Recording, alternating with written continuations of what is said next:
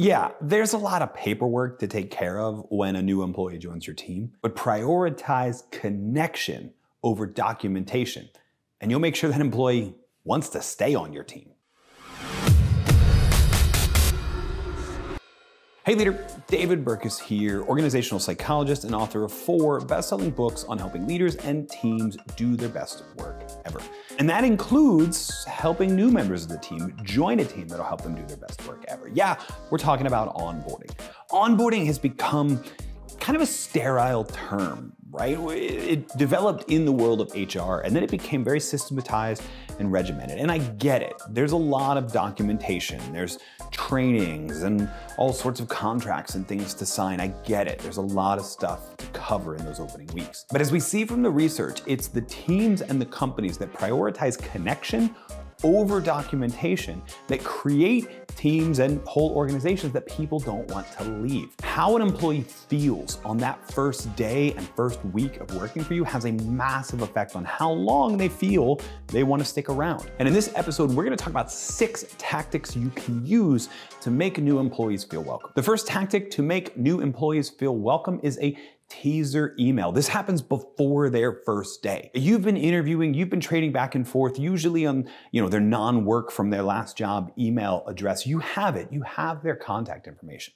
A couple days or even just the night before they're scheduled to do their first day, just send an email to them. Send a message that says, hey, I'm so excited that your first day is tomorrow. I'll be there. I can't wait to see you. And I'm so excited to show you what we're working on and so excited to have you as a part of this team to achieve it. Just that little email gets them in the right frame of mind as they start their day. I mean, if you've ever had that experience of being sort of new kid at school, you don't know anyone, etc., that's kind of what it can feel like on your first day in a new job. So having that email that you can see first thing in the morning or the day before from that new leader saying how excited you are to be there cuts down on a little bit of that awkward first time in a new school feeling and can get people really excited about everyone else that they're going to meet through you, everyone else on the team that's excited. And speaking of everyone else on the team that's excited, tactic number 2 to make a new employee feel welcome is what I like to call an interview, if you will, right? It's an entrance interview from the rest of the team. Now, hopefully in the process of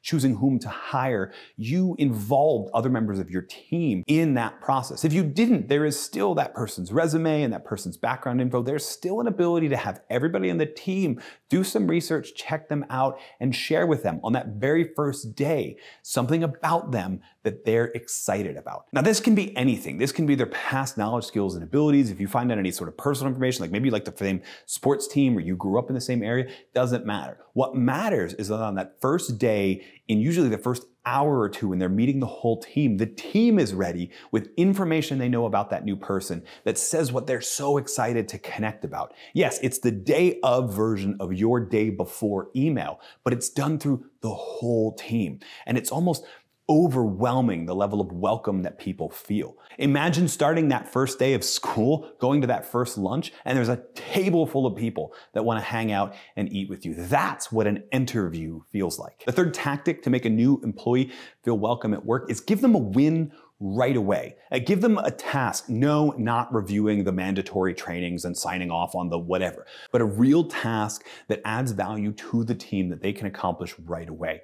This might be as simple as looking over somebody else's slide deck before it goes out to a client. It might be as simple as checking a little contract, or it might be as simple as reviewing the agenda before next week's all hands meeting. Whatever it is, just a little win, a small contribution they can make right away. Now, why does this matter? Let's be honest, a lot of people's first days are kind of meaningless. Not to abuse the first day of school analogy, but yeah, that's sort of what it feels like. You're getting oriented, you're figuring out your team, you're feeling welcome, yes, but you're not really feeling like you did any work. This is especially true if your first day at work doesn't align with maybe your first day of primary training for a new employee, especially a younger entry-level employee. So you want to give them a win, something they can do where they know they're contributing to the team so they can feel like they're making value right away. And you want to celebrate that win when they're done as well. The fourth tactic that you can do to make a new employee feel welcome is to personalize their welcome gift. You can do this in 2 different ways. There's a fascinating study of call center workers. I mean, this is Obviously a job that a lot of people don't feel welcome in, turnover rates are exceptionally high, etc. And in the orientation process, in the onboarding process for all of these different call center workers, they took people and put them in two different groups. And one group went through all of the training and then got a custom fleece pullover with the company logo embroidered on it as a welcome gift to that new employee. They got swag. A different group got personalized swag. Same pullover, same company logo, but with their name embroidered underneath. In other words, we see you, we're excited about you specifically being a member of this team.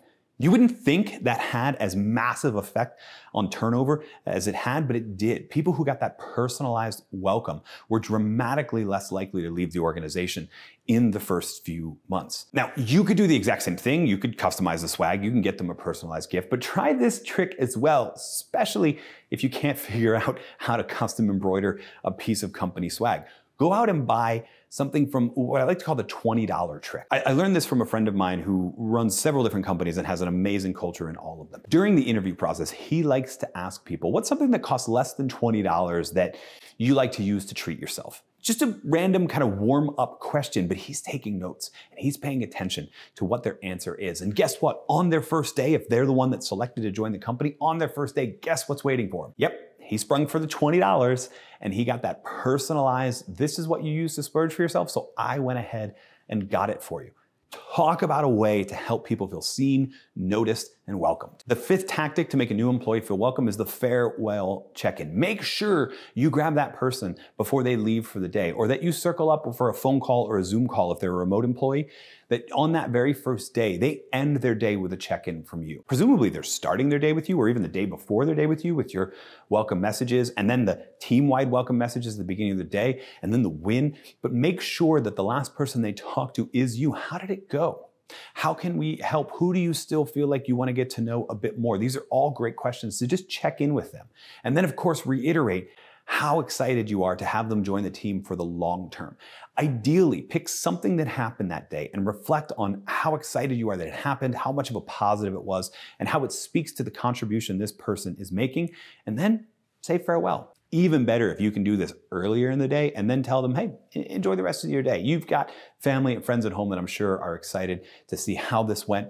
Go check in with them. I'll see you tomorrow. That's the farewell check-in on the last day, but the sixth tactic to make a new employee feel welcome is to make sure you're checking in more often than that. You want an end of day check-in, you want a 1 week and a 1 month check-in with them as well. You, especially at the end of 1 week and the end of 1 month, want to see anywhere they feel overwhelmed in terms of tasks and any people that they don't feel connected to or maybe felt some tension from. You want to understand how they're fitting into the role and also how they're fitting into the team. And you want to do that early enough to take care of any problems that pop up. So you're going to want to check in 1 week and 1 month as well. And of course, both of those check-ins end with how excited you are to have them as a part of your team and end with specific things you've noticed about them, their knowledge, skills, and abilities, and their personality that are a plus to your team so that they know their individuality is welcomed on this new team. That individuality and connection to everyone else, yeah, that's the common theme that's running through all of these different ideas.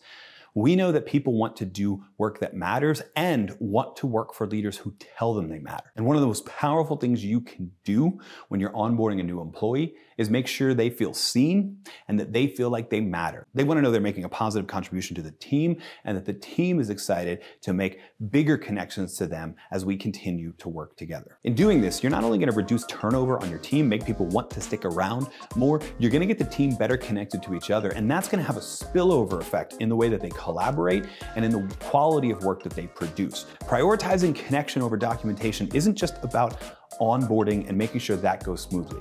It's about making sure the team operates smoothly and operates in a way that everyone, including your new employee, can do their best work ever. Oh, and one more thing. A big part of this connection between individuals and the team is making sure you're building trust on the team as well. So you're going to want to check out this video here on how to build trust on a team. I trust that if you watch this, you're going to find a few more ways to make people feel welcomed, seen, and trusted.